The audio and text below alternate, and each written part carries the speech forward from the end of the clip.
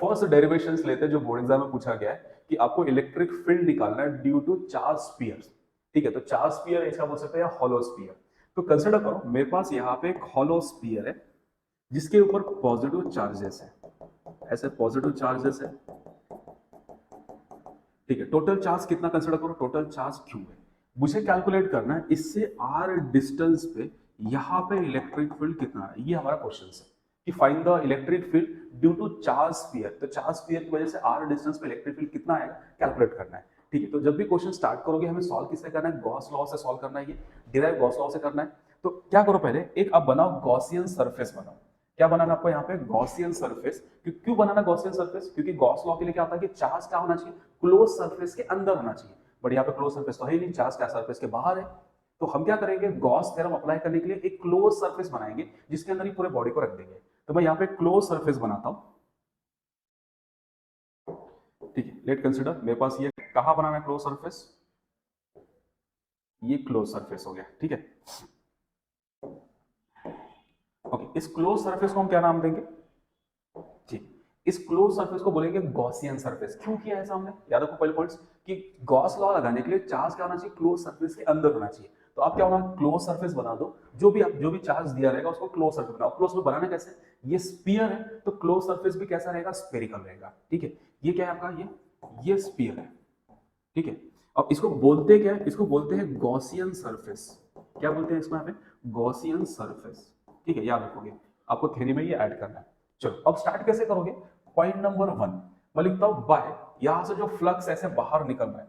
ठीक है, ये जो ऐसे फ्लक्स बाहर निकलेंगे, ऐसे क्या होगा, ऑल डायरेक्शंस में ऐसे क्या होगा, फ्लक्स बाहर निकलेंगे।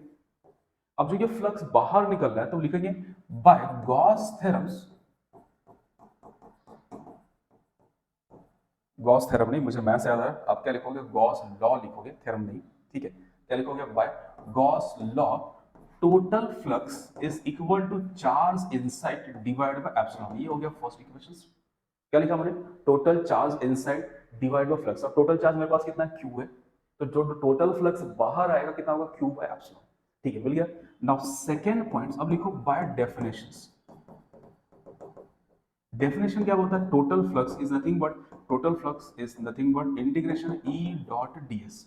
अब डीएस मतलब, अब बोलो कि यहाँ पे निकालना है तो यहाँ पे एक छोटा सा सरफेस मैं लेता हूँ, यहाँ पे डीएस।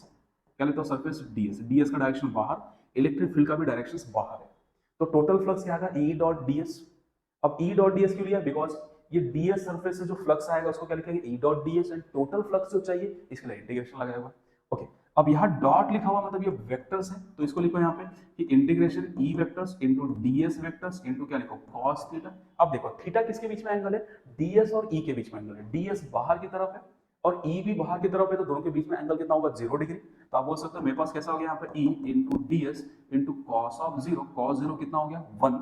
तो मेरे पास कितना आ गया, ये ई इंटू डीएस, ये हो गया टोटल फ्लक्स। मैं ई को बाहर निकाल लेता हूँ, तो total flux is equal to E outside integration कितना आ रहा है, डीएस। इंटीग्रेशन डीएस, डीएस मतलब एरिया, और इंटीग्रेशन डीएस का मतलब होगा टोटल एरिया। यार मेरे वर्ड समझ में आ रहे हैं, इंटीग्रेशन डीएस का मतलब होता है टोटल एरिया। अगर यहाँ डीएस मतलब सरफेस लिखा हुआ है मतलब टोटल सरफेस हो गया।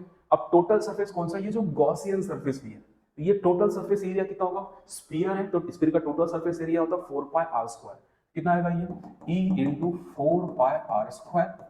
तो यहां से हो गया आपके पास टोटल फ्लक्स का formula E into 4 pi R square, इसे बोले इक्वेशन नंबर 2। अब लिखो by 1 and 2, first equation second equation को मर्ज कर लेते हैं। फर्स्ट इक्वेशन में total flux Q by epsilon है और यहाँ पे कितना है टोटल फ्लक्स, टोटल फ्लक्स कितना है आपके पास, E into 4 pi R square. दोनों इक्वल करो, कितना आएगा, E into 4 pi R square into Q divide by epsilon. तो E इज इक्वल कितना होगा, Q upon 4 pi R square into epsilon. इसको जरा अच्छे से लिखते हैं, अच्छे से कैसे, ये 4 पाई एप्सिलॉन बाहर निकाल दो और लिखो Q divide by R square. ठीक है, ये हो गया मेरे पास इलेक्ट्रिक फील्ड का फॉर्मूला। सिंपल सा डेरिवेशन से क्या किया मैंने यहाँ पे, गॉसियन सरफेस निकाल दिया, due to Gauss law total flux लिख दिया। बाय डेफिनेशन फ्लक्स कितना होता है, ई डॉट डीएस होता है। डॉट डीएस डॉट के लिए cos थीटा की तो वैल्यू कितना हो गया, 1 हो गया। ई बाहर निकालो, टोटल एरिया 4 पाई स्क्वायर। दोनों फ्लक्स मिला, यहाँ से यहाँ फ्लक्स मिला बाय डेफिनेशन, यहाँ फ्लक्स मिला किसे, बाय गॉस लॉ से। दोनों इक्वल करो, सिंप्लीफाइड करो, आपको ए मिल जाएगा। तो आया समझ में, अगर आपको फ्लक्स का डेफिनेशन समझ में आया रहेगा तो ये इजी है आपके लिए। चलो क्लियर, समझ में आया, एक बार स्क्रीनशॉट लो फिर नेक्स्ट डेरिवेशन लेते हैं।